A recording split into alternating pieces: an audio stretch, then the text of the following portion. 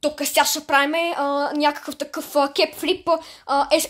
Ето с тази туалетна рока на емеката на линейката. Тук туалетната хартия, емеката. Сега ще правим хора едно предизвикателство, кеп флип. Дали ще успеем?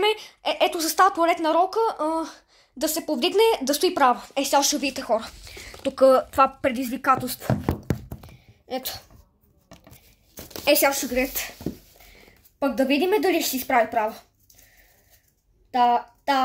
Донаправо е мека с някакъв лилав мечок. Сега ще видите.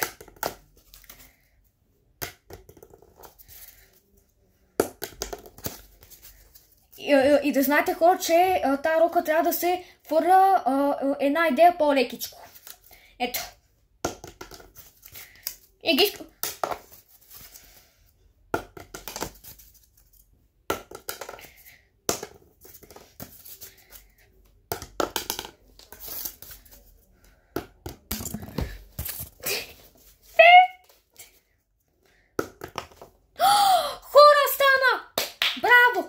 И сега следва рунд 2. Да видим как ще стане. За по-такъв труден левел. Да видим.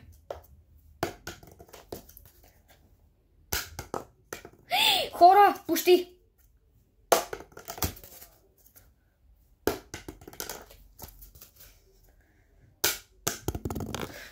Айде бе, хора, нямам време.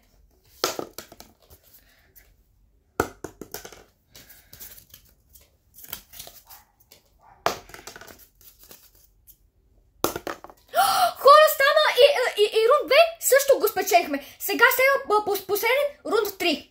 Последен рунд 3 опит. Да видим как ще стане. Харбе!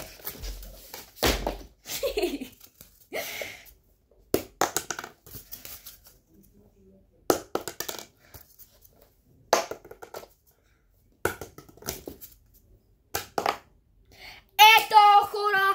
И най-накрая И за този последен рунд 3 най-накрая успяхме, погледнете, най-накрая успяхме да повдигнем, да стои права с кепфлип предизвикателството, най-накрая успяхме с туалетната рока на емеката, най-накрая видяхте как от едно лекичко подхвърляне, най-накрая видяхте как сама се повдигна и как застана права да стои. Браво! Шампиони сме днеска! Ако ви е харесало това видео, можете да го харесате това видео, да го коментирате долу в описанието и да го споделите с някой приятел. Довиждане хора!